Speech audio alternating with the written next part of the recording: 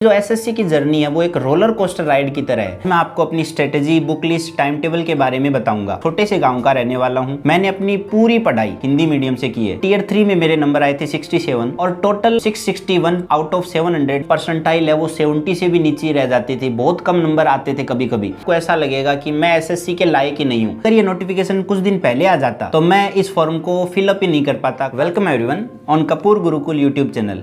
उम्मीद करता हूँ कि आप सब लोग स्वस्थ होंगे। मेरा नाम राहुल शर्मा है। मैं CGL 19 के through assistant section officer eight army headquarter की पोस्ट पे सिलेक्टेड हूँ। ये मेरा फर्स्ट अटेम्प्ट था। जब मैंने एग्ज़ाम दिया था तो मैं 20 इयर्स का था और आपको पता है कि CGL के एग्ज़ाम में काफ़ी सारी पोस्ट में आपकी एज है वो 20 इयर्स मांगते हैं। तो अगर ये नोटिफिकेशन कुछ दिन पहले आ जाता तो मैं इस फॉर्म को फिलअप ही नहीं कर पाता। काफ़ी सारी पोस्ट ऐसी होती जिसमें मैं एलिजिबल नहीं होता। आज मैं आपको अपनी strategy, book list, time table के बारे में बताऊंगा। सबसे पहले मैं कपूर गुरुकुल यूट्यूब चैनल और स्पेशली निशांत सर को धन्यवाद देता हूं कि उन्होंने पर्सनली मुझे कॉल करके इनवाइट किया, इतने बड़े प्लेटफॉर्म पे सबके सामने बोलने का मौका दिया। मैं कपूर गुरुकुल यूट्यूब चैनल को काफ़ी टाइम से फॉलो कर रहा हूँ और इनकी वीडियोज़ मुझे काफ़ी अच्छी लगती है। इनकी पूरी फैमिली मुझे बहुत ही ज़्यादा मोटिवेटिंग लगती है। मैं भी अपने यूट्यूब चैनल कपिल ऑनलाइन पे आपको काफ़ी सारी बातें एसएससी के बारे में बताता रहता हूँ। सबसे पहले मैं अपना एक ब्रीफ इंट्रोडक्शन दे देता हूँ ताकि आप मेरे से कनेक्ट कर पाओ। मेरा नाम राहुल शर्मा है। मैं चूरू राजस्थान के एक छोटे से गांव का रहने वाला हूँ। मैंने अपनी पूरी पढ़ाई थ्रू आउट हिंदी मीडियम से की है। क्लास 1 to 10 तक मैंने अपने खुद के स्कूल कपिल स्कूल में पढ़ाई की और काफ़ी बच्चे मुझे पूछते भी रहते हैं कि आपके चैनल का नाम कपिल ऑनलाइन क्यों है, तो वो मेरी स्कूल के ऊपर ही है। इसके बाद में मैंने साइंस ली और मुझे बाहर जाना पड़ा। फिर मैंने ग्रेजुएशन BSc मैथ से की सुबोध कॉलेज जयपुर से और ग्रेजुएशन के लास्ट ईयर में मैंने CGL के बारे में सुना और लास्ट ईयर में मैंने प्रिपरेशन करनी स्टार्ट की। इसके लिए मैंने एक कोचिंग भी ज्वाइन की थी, लेकिन मुझे लगता है कि ऑफलाइन कोचिंग का इतना ज़्यादा फ़ायदा नहीं होता है। बस उसमें जल्दी जल्दी बैच पूरे करवाने पर जोर दिया जाता है। अगर आप कोचिंग लेना चाहते हो तो मैं आपको एडवाइस दूंगा कि आप ऑनलाइन कोचिंग लीजिए। इससे आपका टाइम भी बचेगा और साथ ही साथ मटेरियल भी आपको अच्छा मिलेगा। तो ग्रेजुएशन के लास्ट ईयर में मैं साथ में कोचिंग भी करता था और साथ में कॉलेज के लिए भी जाता था। वो दिन आज भी बहुत ही याद आते हैं जब सुबह सुबह 8 से 2 बजे तक तो कॉलेज जाना पड़ता था। इसके बाद में 5-6 बजे तक कोचिंग होती थी। इसके बाद में घर आके शाम को कोचिंग का भी पढ़ते थे, कॉलेज का भी पढ़ते थे। तो अगर आप टाइम टेबल का पूछोगे तो टियर 1 से पहले तो मेरा टाइम टेबल है वो बिगड़ा हुआ ही था। बस मैक्सिमम 2 से 3 घंटे पढ़ाई कर पाता था CGL के लिए। कॉलेज पूरी होने के 3-4 महीने के बाद में मेरा टियर 1 का एग्ज़ाम था और उस टाइम में मैंने काफ़ी घंटे पढ़ाई की। वो मैं आपको बता देता हूँ। टियर 1 का एग्ज़ाम कॉलेज पूरी होने के लगभग 3-4 महीने के बाद में था। टियर 1 में मेरा स्कोर आया 177.35 आउट ऑफ 200। इसके बाद में टियर 2 हुआ और टियर 2 के लिए मैंने खूब मेहनत की।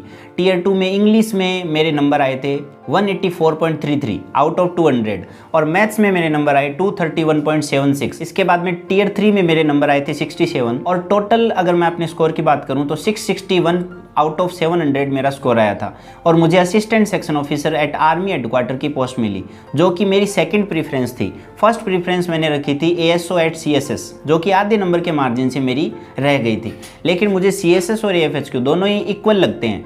कुछ चीज़ें CSS की अच्छी है, कुछ चीज़ें AFHQ की अच्छी है। जैसे अगर आप वर्कलोड की बात करो तो AFHQ में कम है और अगर सोशल लाइफ की आप बात करो तो वो CSS में ज़्यादा अच्छी है। तो मैंने CSS को फर्स्ट प्रेफरेंस पे भरा था और AFHQ को सेकंड, लेकिन मुझे अपनी सेकंड प्रेफरेंस AFHQ मिली। पहले मैं आपको अपना टाइम टेबल बता देता हूँ क्योंकि काफ़ी सारे बच्चों का ये क्वेश्चन होता है टाइम टेबल और बुक लिस्ट के बारे में।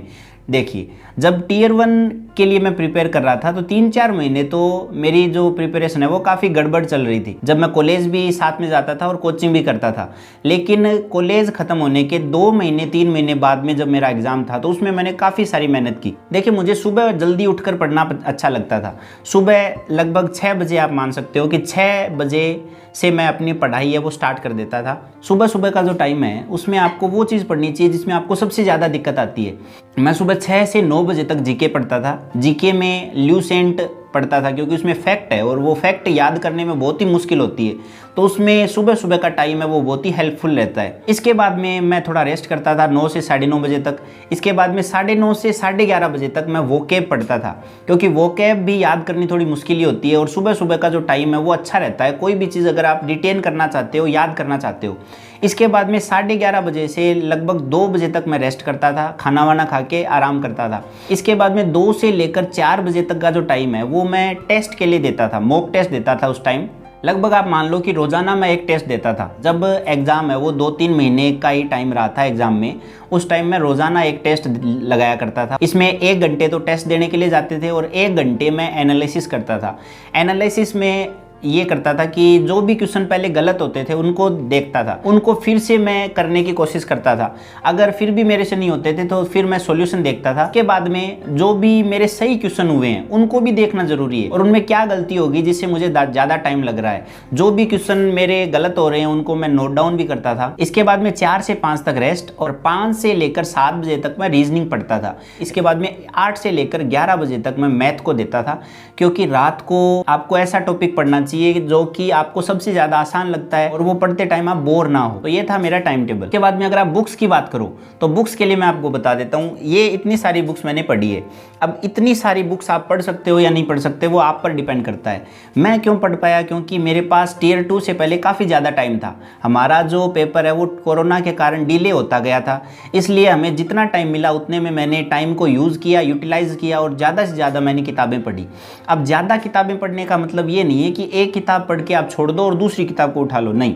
एक किताब को कम से कम आपको 2 से 3 बार पढ़ना है और आपको ये सेटिस्फेक्शन हो जाना चाहिए कि इस बुक से मुझे कुछ भी पूछ लो मैं आराम से बता सकता हूँ, तभी आपको नेक्स्ट बुक उठानी है। क्योंकि एक बुक को 5 बार करना अच्छा है 5 बुक को 1 बार करने से। तो इतनी सारी बुक को देखकर आप डीमोटिवेट मत होना। ये इतनी बुक मैं तभी पढ़ पाया जब मेरे पास ज़्यादा टाइम था। सबसे पहले ज़्यादा दिक्कत आपको आती है मैथ्स में, तो मैथ के लिए मैं आपको बता देता हूँ। मैथ के लिए मैंने 3 बुक पढ़ी। सबसे पहले ज़रूरी है मैथ के लिए प्रीवियस ईयर क्वेश्चन, क्योंकि आपको पता है कि क्वांट में 50% जो क्वेश्चन है वो प्रीवियस ईयर के आते हैं। अगर आप प्रीवियस ईयर क्वेश्चन नहीं पढ़ के जाओगे तो आप टफ क्वेश्चन जो भी आते हैं उसमें ज़्यादा टाइम नहीं लगा पाओगे और वो क्वेश्चन आपके छूट जाएंगे। और अगर प्रीवियस ईयर क्वेश्चन आपके अंगुलियों पे होंगे तो आप जल्दी से जल्दी इनको निपटा के और टफ क्वेश्चन पे ज़्यादा से ज़्यादा टाइम लगा पाओगे और बेसिक से उनको कर पाओगे। ये बुक आपको काफ़ी मोटी लग रही होगी लेकिन आपको ये पढ़नी पड़ेगी। अगर आपके पास ज़्यादा टाइम नहीं है तो आप क्या करो कि जो भी नए क्वेश्चंस है 2022 के 21, 20, 19 के जो भी क्वेश्चंस है ना उनको पहले करो, इसके बाद में पीछे के क्वेश्चन को करो अगर आपके पास टाइम हो तो ये बुक आप पढ़ सकते हो मैथ के लिए।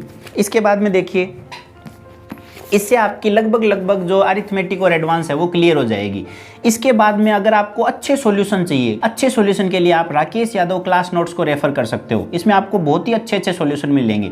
इसके बाद में देखिए, अब मेरे को विशेष दिक्कत आती थी एडवांस मैथ्स में, तो इसके लिए मैंने राकेश यादव एडवांस मैथ भी पढ़ी थी। इससे मेरी जो एडवांस मैथ है वो बहुत ही अच्छी हो गई थी।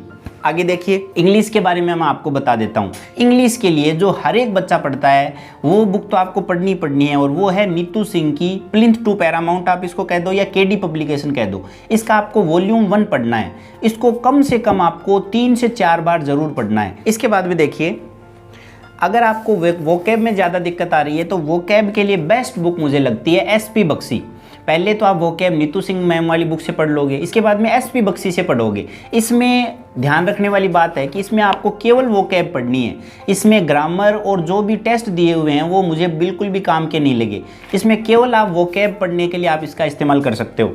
इसके बाद में देखिए, अगर आपको ग्रामर में ज़्यादा दिक्कत आ रही है, विशेष दिक्कत आ रही है, तो आप a mirror of common error इस बुक का इस्तेमाल कर सकते हो। इसमें आपको ग्रामर के जो रूल है वो बहुत ही आसान भाषा में, इजी वे में समझाए हुए हैं, तो आप आराम से इसको कवर कर सकते हो अगर आपको ग्रामर में दिक्कत आ रही है। और इसके भी आपको टेस्ट नहीं लगाने हैं, केवल और केवल आपको ग्रामर वाला पोर्शन करना है। अब आपके बच जाते हैं प्रीवियस ईयर के क्वेश्चन, क्योंकि आपको पता है कि इंग्लिश में सबसे ज़्यादा प्रीवियस ईयर के क्वेश्चन पूछे जाते हैं। 50 to 60% लगभग प्रीवियस ईयर के क्वेश्चन आते हैं। तो इसके लिए आपके पास 2 बुक्स है मार्केट में, आप कोई भी एक बुक पढ़ सकते हो। मेरे पास टाइम था तो मैंने दोनों पढ़ ली थी।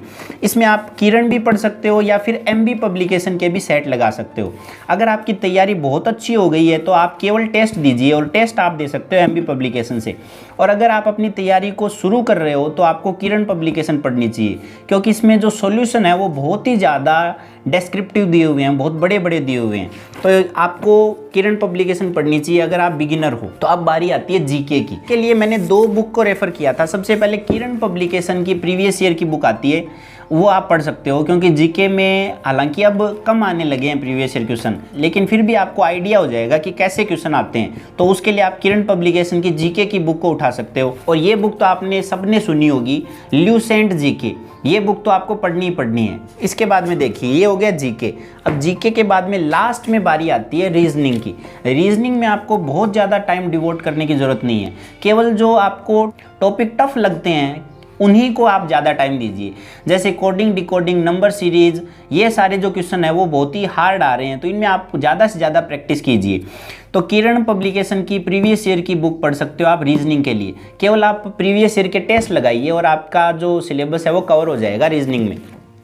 इसके बाद में अगर आपको वोकैब इंटरेस्टिंग वे में सीखनी है, अगर आपको ये सीखना है कि वोकैब को सीखते कैसे हैं, तो आप वर्ड पावर मैडीजी की बुक ले सकते हो। ये जो बुक है वो ओनली एग्जाम ओरिएंटेड नहीं है, इसको आप नॉर्मल वे में, जनरल वे में पढ़ सकते हो, कोई भी इस बुक को पढ़ सकता है। इसके बाद में देखिए बारी आती है टीयर 3 की। टीयर 1 और टीयर 2 हमने कवर कर लिया। टीयर 3 में आपको पता है 2 क्वेश्चन आते हैं, एक तो आता है एसे और दूसरा क्वेश्चन लेटर का भी आ सकता है और प्रेसी राइटिंग भी आ सकता है। तो लेटर के लिए आपको करना चाहिए अरिहंत पब्लिकेशन की SC गुप्ता की बुक आती है, ए हैंडबुक फॉर लेटर राइटिंग। और एसे के लिए मैंने बुक पढ़ी थी 151 एसे की एक बुक आती है, ये भी अरिहंत पब्लिकेशन SC गुप्ता की बुक है, ये आपको पढ़नी चाहिए एसे के लिए। अब जो यहाँ तक का मेरा सफ़र है वो बिल्कुल आसान भी नहीं रहा था, इसमें भी काफ़ी डिमोटिवेटिंग फेज़ मेरे आए थे, क्योंकि जो SSC की जर्नी है वो एक रोलर कोस्टर राइड की तरह है। आपके सामने बहुत सारी अप्स एंड डाउन्स आएंगे, काफ़ी बार आपको ऐसा लगेगा कि मैं SSC के लायक ही नहीं हूँ। जब भी आप टेस्ट देंगे और उसमें आपका अच्छा स्कोर नहीं आएगा तो आप बहुत ही डिमोटिवेट हो जाओगे। ये मेरे साथ भी होता था, काफ़ी बार टेस्ट में परसेंटाइल है वो 70 से भी नीचे रह जाती थी, बहुत कम नंबर आते थे कभी कभी। जब भी आप डीमोटिवेट, डिप्रेस हो जाओ, निराश हो जाओ, तो आप अपने परिवार, फैमिली के बारे में सोचिए, जो भी आपको चाहते हैं उनके बारे में सोचिए, फिर से आप मोटिवेट हो जाओगे और आपको लगेगा कि मुझे उन लोगों के लिए कुछ करना है, मुझे उन लोगों को प्राउड फील करवाना है। लास्ट में मैं फिर से कपूर गुरुकुल यूट्यूब चैनल और स्पेशली निशांत सर को धन्यवाद देता हूँ। थैंक यू वेरी मच, धन्यवाद।